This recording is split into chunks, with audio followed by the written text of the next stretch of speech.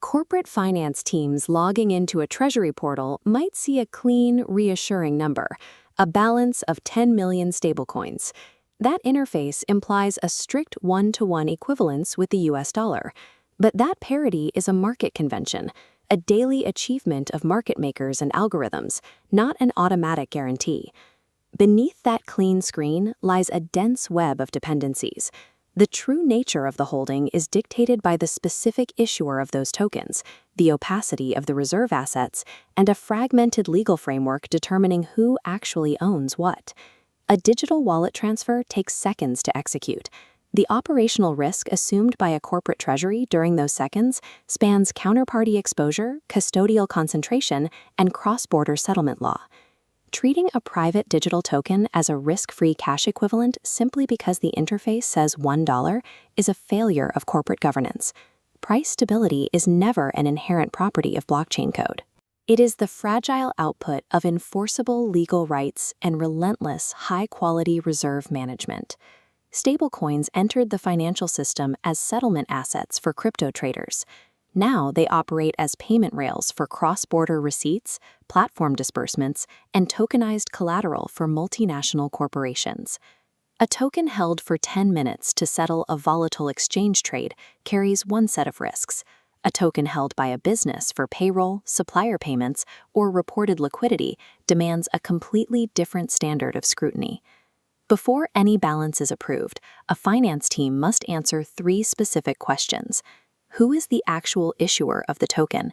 What specific assets guarantee its redemption? And what is the legal enforceability of that claim if the issuer enters insolvency? We are going to look straight through the one-to-one peg. We will examine the structural plumbing of these instruments and analyze how they behave under extreme market stress. Because a short reserve summary and a marketing statement offer no real evidence to an auditor. To understand how a stablecoin survives, you must map exactly how it collapses. The label stablecoin groups different architectures requiring separate treatments. We divide these into 4 pillars. The most common is fiat collateralized, supported by highly liquid assets like Treasury bills and bank deposits. Next are commodity-backed tokens, claims on physical assets introducing valuation exposure. The third pillar, crypto-collateralized tokens, absorb price volatility through heavy over-collateralization and automated liquidation protocols. The final pillar is the algorithmic structure, relying on programmed supply adjustments and market arbitrage. Once holders doubt the arbitrage capacity, the stabilization vanishes instantly, making them unfit for corporate reserves. A corporate risk policy cannot be written until the finance team maps their proposed token to its specific structural pillar, isolating the exact vectors that could cause it to fail. This chart breaks down the failure mechanics of a poorly constructed stablecoin. Driven by market anxiety, rumors of insolvency trigger a massive sell-off across secondary exchanges. Buyers vanish, and secondary market liquidity is suddenly depleted. This exposes a critical distinction. A token trading near $1 on an exchange is merely a market condition. It is entirely different from an enforceable legal right to redeem that token at par directly with the issuer. Under normal conditions, algorithmic market makers scoop up tokens that dip to 99 cents, redeeming them for $1 and pocketing the difference. That arbitrage maintains the peg. But when the order books empty out during a panic, those market makers step back. Without them, the bid-ask spreads widen drastically. The market price detaches from the peg. As the price drops, sophisticated treasury teams realize the secondary market is dead. They route exit demands directly to the source. Secondary market liquidity is a fair-weather phenomenon. True stability is only proven when the market forces thousands of holders to knock directly on the issuer's door simultaneously. Now, the flowchart shifts from market psychology to balance sheet reality. The direct redemption demands hit the issuer's portal. An onslaught of requests requires the issuer to honor their one-to-one promise. To do that, they must instantly convert their reserve assets into fiat cash to pay out the withdrawing holders. Here is where the structural flaw is exposed.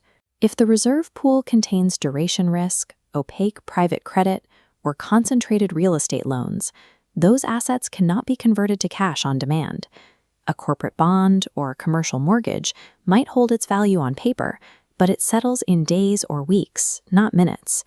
The blockchain moves instantly. Traditional debt does not. This guarantees a severe liquidity mismatch. Desperate to meet the withdrawal timers, the issuer is forced into a fire sale.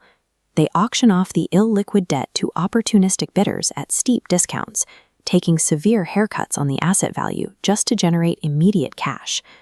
Those realized losses destroy the balance sheet. The total value of the remaining reserve assets is now less than the outstanding token liabilities. The issuer is officially insolvent. The redemption portal is suspended. Once withdrawals halt, the contagion loop accelerates unchecked, and the $1 parity is permanently destroyed. A stablecoin peg doesn't break from a software glitch. It breaks when traditional credit risks are placed into reserves and disguised as highly liquid cash. Calling an asset a stablecoin provides zero regulatory or financial protection for a corporation holding it. Surviving these failure vectors requires strict enterprise due diligence. The first rule of adoption is demanding reserve transparency. Finance teams must verify the exact composition, maturity profile, and independent audit trails of the backing assets on a daily basis. The second rule targets the custody layer. The corporate entity must ensure that the reserve assets are legally segregated. If the issuer goes bankrupt, the tokens must remain protected from general creditor claims. The third rule is enforcing the exit. A business must prove it holds a direct, legally binding right to redeem its tokens at par with the issuer, independent of secondary exchange liquidity. This requires cross-departmental governance. Treasury, legal, and compliance teams must all sign off on the specific network, ensuring robust financial crime controls, transaction monitoring, and clear accounting classifications are in place. Global regulatory frameworks are actively shifting. Authorities are pulling these instruments out of the vague category of software products and forcing them into stringent prudential standards designed for critical payment infrastructure. Prepared organizations will build their regulatory mapping, write their accounting memos, and establish their incident playbooks now, well before high-volume adoption forces them to comply under pressure. Finance professionals must look past the convenience of the digital interface. They must apply relentless professional skepticism to ensure that any private digital token entering the balance sheet survives the absolute rigors of modern treasury control.